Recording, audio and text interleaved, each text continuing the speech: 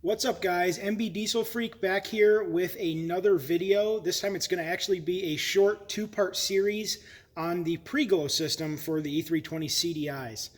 The first part of the series will actually just be a general overview of the entire pre-glow system, how it works, the correct parts involved, typical problems that you run into, and then the second part of the series will be, I'm actually going to be changing two of the glow plugs on this particular car. I'll show you how to correctly pull them out without risk of snapping them. There's actually two ways to do it. There's only one way that I like doing that, and that's with a 1/4-inch electric impact driver. The electric impact driver actually does not generate enough torque in order to snap the glow plugs, but the high frequency repeated hammering against the plug is absolutely perfect for driving it out. I've changed probably a dozen or so glow plugs on these engines and the OM642 V6s using that method, and it works flawlessly every single time. But more on that in the second video on how to change glow plugs.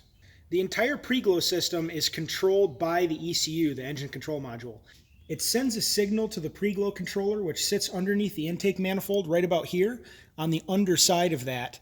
It is pretty darn hard to get to, and when I've replaced the controllers in the past, what I'll actually do is I'll actually fasten them with a zip tie or two to the firewall on the backside over here. What that change in location does is it makes it a lot easier to get to that controller if you ever need to troubleshoot it again in the future or replace it. Now, the glow plugs themselves are actually a topic of a little bit of confusion out there. These glow plugs, if you look up on any electronic parts catalog, and I believe even still to this day at the Mercedes dealership, will show two different types of glow plugs. It'll show the correct plugs, which are actually made by Baru. They are 4.4 volt pencil style glow plugs. The incorrect plug, which it'll show for these cars, is actually a Bosch 12-volt plug.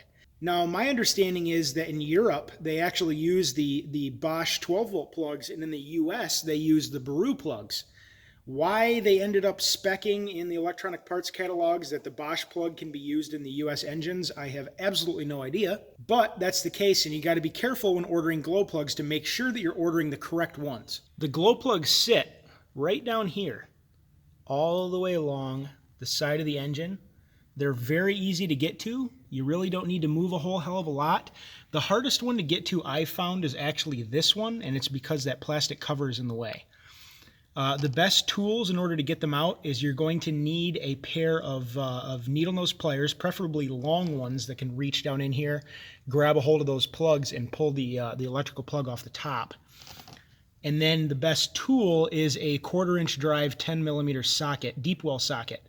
1/4-inch because it's actually smaller in diameter, and it allows the socket to get over the top of the glow plug easier, as well as fit around some of the stuff that it needs to fit around in order to get those plugs out. When troubleshooting the pre-glow system, there's a few things to look out for. When one of the plugs or the controller is not behaving, it will throw one of a few codes. You can have a code that will pertain to each one of the cylinders, and the code should tell you which cylinder has a bad glow plug as well. But just because the computer is throwing a code does not necessarily mean that that plug is actually bad.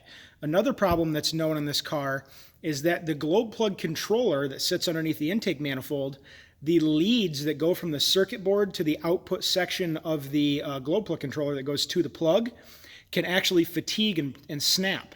And when they snap, it causes essentially an open circuit from the output stage of the glow plug controller to the plug. And that controller sends that information to the ECU as a bad glow plug, but the glow plug's not actually bad. In that particular case, you would need to change the glow plug controller. And a quick way to test for that and find out if it is actually the plug or the controller is to pop off the little black electrical connector cap that's down here, that the main connector for the glow plug. Pop that off and then test an ohm meter from the top of that electrical connector on the plug to ground. You should see between 0.3 to 0.6 ohms resistance on those plugs if they're good. If they're bad, you can see anywhere from 1.5 to an infinite number of ohms if it's open. Now, also be very careful when testing these. Check and make sure that none of your glow plugs are the 12-volt Bosch plugs. I've actually run into on these cars before that shops, even dealerships, will put the wrong glow plug in. They will put a 12-volt plug in here. It will not throw a code in the computer. That's what's interesting. You put the 12-volt plugs in. If you replace all of them with the 12-volt Bosch plugs, it will not throw a code in the computer, but your car will not start correctly, if at all. Especially if you have bad compression or if you have bad injector nozzles, your car will not start most likely, especially in cold weather. 12-volt plugs should show anywhere from like 0.8 to 1.5 ohms in there. So double check those plugs and make sure that if you're throwing a code, that it's not a bad controller instead of the plug. Then you just be buying parts you don't need. If the ECU is throwing a code that the controller itself is malfunctioning and having an issue, there's really no other things that I've seen that would cause that other than the controller. Then most likely it is in that case actually the controller that's bad. Another thing on the controller, as of this moment in 2019, there is no aftermarket solution available for those pre-glow controllers. The only place you can get the correct controller is from the dealership or a Mercedes-Benz branded part. So in that case, for the best price, you'd want to go to, FCP Euro or someplace like that, or see if your dealership price matches. Those controllers are usually, I've seen them anywhere from 180 to 260-ish in that range. Do not buy any of the Phoebe aftermarkets. Do not buy Dormans. Do not buy anything like that. They will not work on this car. But that is going to be it, guys, for the overview and general troubleshooting of the pre-glow system on these cars. It's actually relatively simple. All it's doing is sending an electric current through a resistor to heat up. That's really its entire purpose. The systems are pretty darn reliable, and when you actually have a code thrown for any of the glow plugs or the controller, it's usually generally straightforward on how to fix it and what's wrong with it. Part 2 of this series is going to be actually removing the glow plugs in the safest way possible in order to prevent breakage.